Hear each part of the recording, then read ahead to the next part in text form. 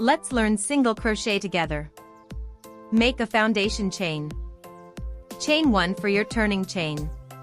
This single turning chain does not count as a stitch for single crochet. Skip the first stitch next to your hook and insert hook in the back loop of the second stitch. Wrap the working yarn around the hook from back to front. This motion is called a yarn over, shortened to YO. Pull the wrapped yarn up through the back loop. You will now have 2 loops resting on your hook. Yarn over, YO, once more. Pull the yarn through both loops on the hook at the same time.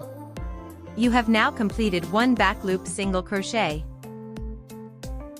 You can place a stitch marker on your first SC to mark your starting point. Repeat the previous steps from the next back loop, insert hook and YO, pull 2 all at once.